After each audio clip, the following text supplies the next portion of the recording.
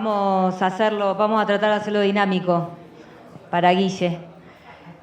Bueno, el tema, esto está muy vinculado a lo que habíamos hablado en el día de ayer. Entonces la propuesta en el día de hoy es partir de... Allá los compañeros. La propuesta es partir de 3 ejes. En primer lugar, es decir, establecer que nos pongamos de acuerdo de qué hablamos cuando hablamos de gestión algorítmica. En segundo lugar, qué está pasando en los bancos, qué está pasando que lo están utilizando y cómo lo utilizan los empleadores, los bancos en este caso.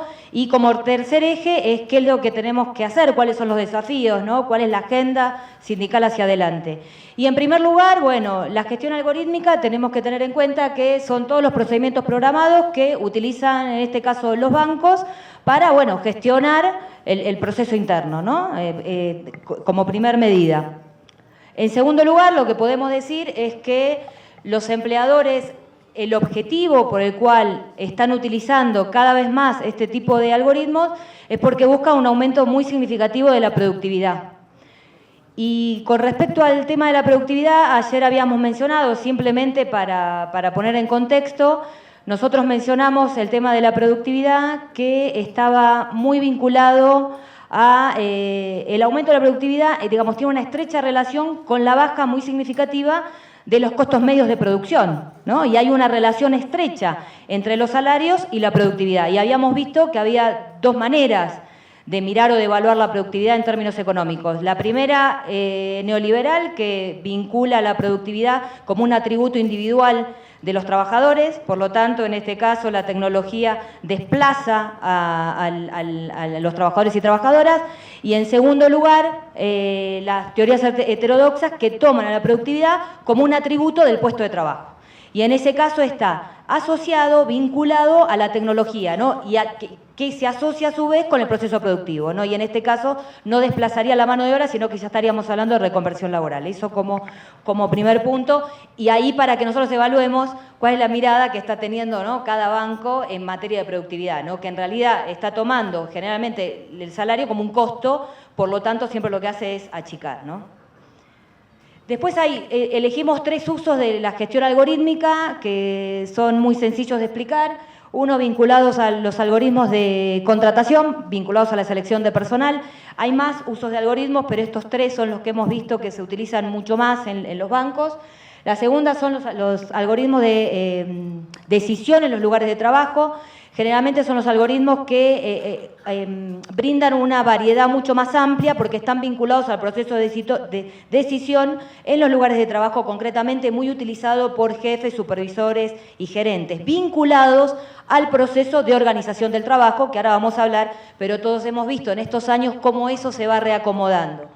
Y como tercer eje, tercer algoritmo, que son los algoritmos de gestión de rendimiento. Esto ya más vinculado a la eficiencia y al control de los trabajadores y las trabajadoras, que bueno, ahora también lo vamos a desarrollar, pero brevemente era para mencionarlos.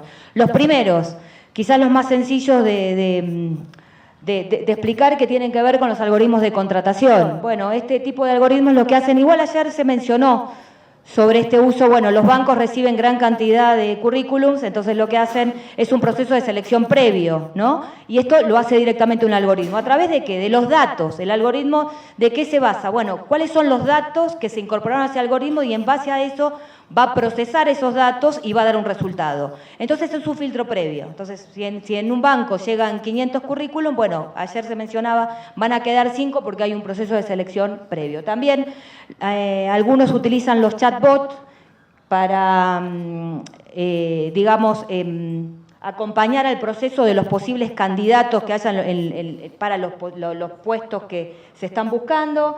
Las pruebas, algunos tienen pruebas de competencia previos, ¿no? Y bueno, el tema de los anuncios, bueno, directamente lo hace un algoritmo y no lo hace ya una persona, ¿no? La selección de currículum, como ya le dije, y el tema también, que es muy utilizado, algoritmos que lo que hacen es la comprobación de los antecedentes, ¿no?, previamente de los candidatos. Y acá lo que tenemos que tener en cuenta, ya que va muy de la mano con lo que se trató hoy, vinculado al tema de las redes sociales, todos usamos redes sociales, entonces hay un tema, ¿no?, de la esfera pública y de la esfera privada, y bueno, a veces se pasa el límite, no podemos ser ingenuos, los empleadores, o los bancos en este caso, bueno, también, ¿no?, hacen uso a veces abusivo de esto, ¿no?, en función de las publicaciones que tienen, que tenemos todos, pero particularmente en este caso concreto, los posibles candidatos. Bueno, acá con respecto al tema de, igual ahora después lo vamos a desarrollar más, ¿no?, al final, pero bueno, el tema vinculado a los algoritmos de contratación, bueno, la idea es que estos algoritmos sean transparentes y también nosotros tenemos que tener en cuenta las normativas que tenemos, bueno, en los países. Yo soy de Argentina y, bueno, ver cuáles son las normativas que tenemos en leyes, por ejemplo, de protección de datos y qué dicen las normas laborales. Y si no dicen nada, bueno, es la agenda que habrá que plantearse, la agenda sindical. Los segundos algoritmos son los algoritmos de decisión en los lugares de trabajo, que, como les mencionaba, son los más amplios porque se usan para reorganizar los procesos organizativos, ¿no? Algunos se utilizan, por ejemplo, para la asignación de turnos, lo hace directamente un algoritmo y no lo hace ningún supervisor.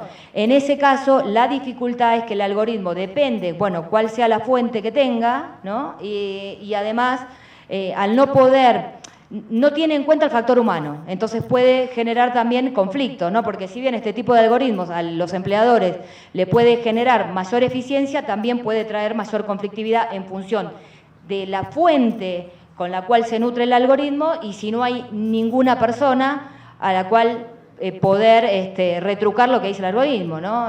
Digamos, como si esto fuera infalible. La actividad de administración de personal, esto por ejemplo puede ser, se utiliza mucho, ¿no?, en las mal llamadas oficinas de recursos humanos, porque nosotros desde la parte sindical entendemos que son trabajadores, no recursos, por eso entendemos que como el lenguaje no es inocuo, no utilizamos ese lenguaje de la patronal, no le decimos recursos humanos nosotros, sino más bien hablamos de administración de personal. Muchas veces lo que hacen con este tipo de algoritmos, por ejemplo, asignación de licencias ordinarias, lo hace directamente el algoritmo.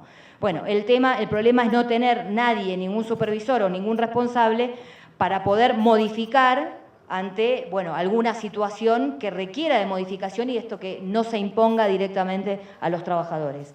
Y el rediseño de los procesos de organización del trabajo. Generalmente este tipo de algoritmo lo que busca es, por supuesto, eficientizar y lo que hace concretamente es maximizar los tiempos, ¿no? Ahí nos tenemos que remitir porque esto viene a completar lo que fue el taylorismo. Ayer creo que mencionamos también a Taylor. En 1911, Taylor escribió la administración científica y esto era como, concretamente, la división de las tareas, ¿no? Cómo optimizar los tiempos de los procesos de producción e incorporó el cronómetro, cronometrar cuánto tardaba, bueno, una actividad en realizarse. Es decir, una administración científica que es, por supuesto, científica, racional y que es alienante, ¿no? Y si tomamos ahí la alienación, nos vamos, Hegel también hablaba de este tema y decía que el trabajo lo que hace es actualizar y alienar al ser humano, es decir, la alienación entendida como la pérdida de sentimiento por la propia identidad, ¿no? Y en ese caso también decía que mediante, digamos, sin el trabajo la persona no es nadie, pero a través de él lo que hace se transforma en otra cosa distinta de lo que era en un inicio. Bueno, lo que hace un poco este tipo de algoritmos es decir, completa, ¿no? Hace más eficiente esta división de las tareas y esta cuestión de maximizar el tiempo. Por último, los algoritmos de gestión de rendimiento laboral. A mí me parece que este es uno de los que tenemos que mirar con más cuidado, ¿no? Porque son los algoritmos que están más vinculados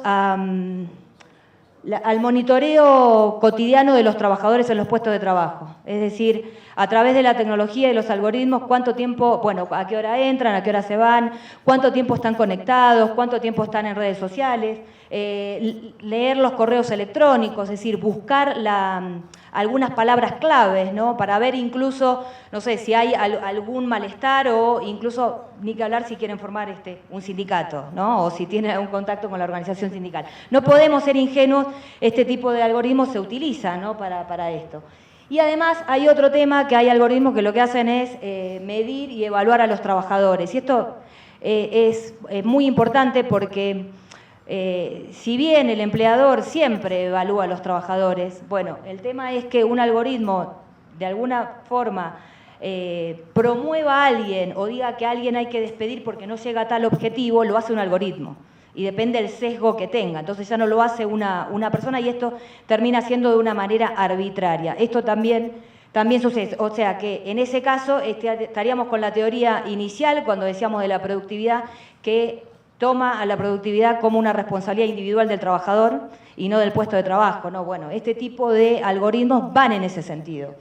Y esto, que por último, que recomiendan, ¿no? Algunos que recomiendan, a este hay que despedirlo, a este hay que promoverlo, o incluso también, no sé si aquí se utiliza, pero por ejemplo en Argentina, en la mayoría de los bancos, lo que hacen son las evaluaciones de desempeño, que muchas veces nada tienen que ver, dan una puntuación determinada y en función de eso se va a dar cierta cantidad de dinero, cierto pago. Bueno, nosotros sabemos que esto es tendencioso y la mayoría de las veces, bueno, el resultado realmente no refleja el verdadero desempeño del trabajador y la trabajadora, ¿no? Termina siendo arbitrario. Bueno, este tipo de algoritmos se pueden utilizar en ese aspecto. Bueno, con respecto, analizando los tres tipos de algoritmos que quería mostrarles hoy, ¿qué hacer con respecto a esto? Entendemos que la llave para poder contrarrestar esta inequidad que trae el uso de esta tecnología y de este tipo de algoritmos tiene que ver con la negociación colectiva. Esto es lo troncal y esto es lo constante que desde el día de ayer y el día de hoy en las distintas intervenciones sale a la luz, el fortalecimiento de la negociación colectiva. Por supuesto, tenemos que saber de estos temas, ¿no? Tenemos que saber cómo funcionan los algoritmos, pero fortalecer la negociación colectiva e ir con temas puntuales como el tema de contratación, bueno, la protección de los datos, las pruebas tienen que estar basadas en las competencias, nosotros tenemos que saber qué tipo de algoritmos usan, ya sea que lo desarrolle la empresa, en este caso los bancos, o que lo contrate, saber a quién contratas, poder ser parte de ese proceso, y también el tema de las auditorías. Y hay que rechazar todo tipo de algoritmo, entendemos nosotros, de los programas que en la cuestión, en el primer algoritmo de contratación, los que evalúen, ya sea por reconocimiento facial o de voz, ¿no? Porque lo que entendemos que es discriminatorio. Si bien hay un límite en la Facultad de Organización y Dirección de los bancos, nosotros no le podemos decir contratar no, pero sí podemos garantizar que esto no sea discriminatorio y que se garanticen que esto sea transparente y que los datos estén protegidos. Los algoritmos de decisión, bueno, que no reemplacen, si bien se utilizan para los procesos internos, que sea una herramienta, que siempre se pueda recurrir a un jefe, a un supervisor, que no se reemplace, sino que pueda ser utilizado por ellos. Los programas, esto que le decía, deben ser herramientas, y con respecto al tema el último que le decía, del tema del rendimiento, con respecto al tema de la vigilancia, ¿no? Que esto que evalúan y que tienen un control de los cuerpos mayor de los trabajadores, en esto que cada vez que, bueno, si están sentados en el puesto de trabajo, cuántas horas trabajaron, si se desconectaron, si fueron a fumar, si tomaron un café, etcétera, etcétera. Lo que hemos visto es que esto es un control mucho mayor con este tipo de algoritmos y nos hace acordar a lo que fue también, hubo un pensador que escribió mucho sobre el tema de vigilancia y del poder, cómo el poder estaba asociado a la vigilancia, que fue Foucault. Bueno, escribía, sí, porque el poder está en todos lados, y cómo a través del poder, y escribió y evaluó algunas instituciones como la fábrica, como los hospitales, como las cárceles, y cómo el tema de vigilar y castigar, cómo a través el poder se volvía disciplinador. Este tipo de algoritmos se vuelve disciplinador, ¿no? Y bueno, podemos decir que estamos ante una nueva categoría de algoritmo que es este algoritmo digital. Y entendemos que lo que tiene que haber es una recopilación de datos que sea transparente y que, bueno, tenemos que poder en la mesa de negociación, esto que le decía, a través de la negociación colectiva, entendemos que se tiene que establecer o disputar, ponerse de acuerdo con el empleador, cuál es el grado de vigilancia que estamos dispuestos a tolerar, ¿no? Eso nos parece como primer punto.